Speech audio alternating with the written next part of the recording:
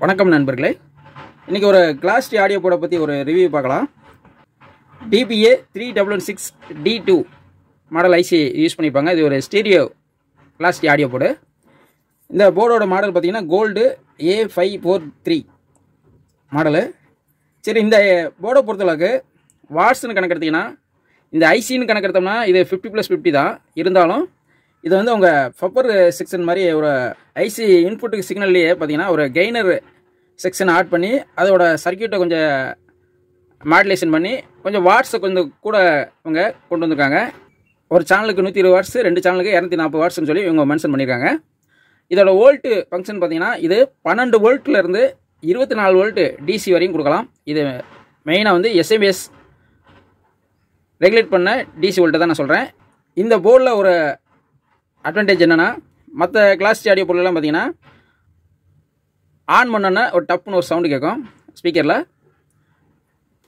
இந்த ஆடியோ போர்டில் பார்த்தீங்கன்னா இதில் இன்ஃபில்டாக மீட்டிங் ஃபங்க்ஷன் இருக்கனால ஆன் பண்ணோன்னா அந்த டப்புங்கிற சவுண்டு கேட்காது. அதை அந்த சிக்னல் வந்து மீட் பண்ணிடும். மீட் பண்ணனால அந்த சவுண்டு வராது. ஆஃப் பண்ணும்போதும் பார்த்தீங்கன்னா மற்றதில் கொஞ்சம் மற்ற ஆடியோ போர்டெலாம் பார்த்தீங்கன்னா கொஞ்சம் சவுண்டு லாங்காக கேட்கும். அந்த டிப்புங்கிற சவுண்டு லாங்காக கேட்கும். இது வந்து ஒரு லேசாக ஷார்ட்டாக மட்டும் தான் கேட்கும். மற்றபடி ரொம்பையும் இதை ஒரு டிஸ்டர்பன்ஸ் இருக்காது. ஆன் பண்ணும்போது கண்டிப்பாக இதில் வந்து சவுண்டு கேட்காது. நான் போன வீடியோவில் கூட ஒரு கிளாஸ் டி ஆம்பிளிஃபையர் செஞ்சு வீடியோ போட்டிருந்தேன். அதில் இந்த ஆடியோ போர்டு தான் யூஸ் பண்ணியிருந்தேன்.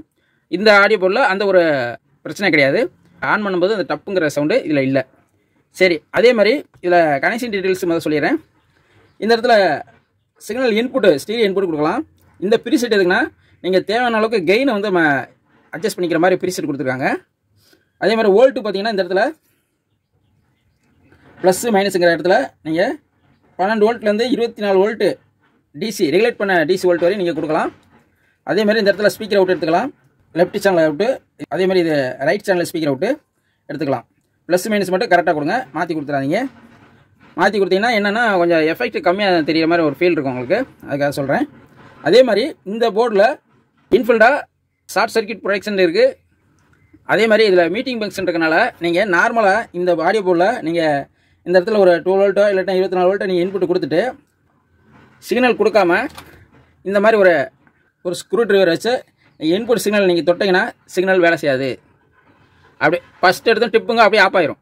அதான் மீட்டிங் ஆயிடுதுன்னு அர்த்தம். அதாவது அளவுக்கு அதிகமான சிக்னல் இன்புட் வரும்போது ஆட்டோமேட்டிக்காக அது ப்ரொடெக்ஷன் பண்ணிடும். அந்த மீட்டிங் ஃபங்க்ஷன் வேலை செஞ்சு ப்ரொடெக்ஷன் பண்ணிடும். அதனால் நீங்கள் நார்மலாக நீங்கள் சிக்னல் தொட்டிங்கன்னா சவுண்டு டக்குன்னு மீட் ஆகிறனால சவுண்டு கேட்காது. நீங்கள் இந்த இடத்துல சிக்னல் கொடுத்தா தான் இது வந்து வேலை செய்யும், ஃபங்க்ஷன் ஆகும். இல்லைன்னா நீங்கள் நார்மலாக வெறும் கையை மட்டும் வேணால் வச்சு பார்க்கலாம், அது வேலை செய்யும். ஆனால் இந்த ஹை சிக்னல் இன்புட் கொடுக்குற மாதிரி இந்த ஸ்க்ரூ ட்ரைவரை இதை வச்சு பார்த்தீங்கன்னா அது வந்து ஃபங்க்ஷன் ஆகாது. அதையும் உங்களுக்கு சொல்கிறேன். அதேமாதிரி இது இன்புட்டை பொறுத்தளவுக்கு மெயினாக கண்டிப்பாக சீல்டு வயர் தான் யூஸ் பண்ணணும்.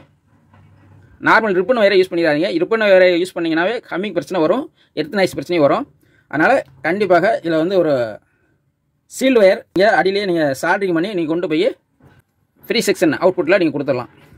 ஸ்பீக்கர் அவுட்புட்டை பொறுத்தளவுக்கு நீங்கள் எப்பயும் போல் நீங்கள் நார்மலாக நீங்கள் ரிப்பன் ஒயரோ இல்லைனா ஸ்பீக்கர் ஒயர் நீங்கள் யூஸ் பண்ணிக்கலாம். இன்புட்டு மட்டும் நீங்கள் இதில் சீல்டு ஒயர் மட்டும்தான் யூஸ் பண்ணணும்.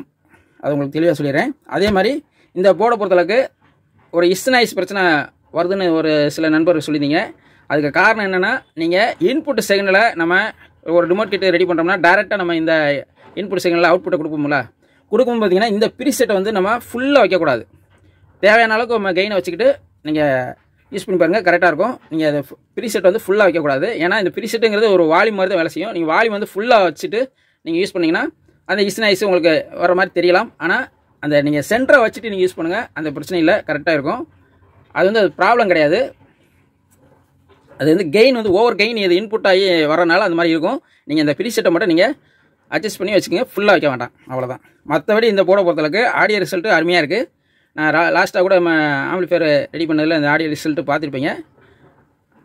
இந்த போர்டை நீங்கள் கிடச்சுன்னா வாங்கி யூஸ் பண்ணி பாருங்கள். அவ்வளோதான் நண்பர்களே. இந்த வீடியோ உங்களுக்கு பிடிச்சிருந்தா லைக் பண்ணுங்கள். மீண்டும் அடுத்த வீடியோவில் சந்திப்போம். நன்றி, வணக்கம்.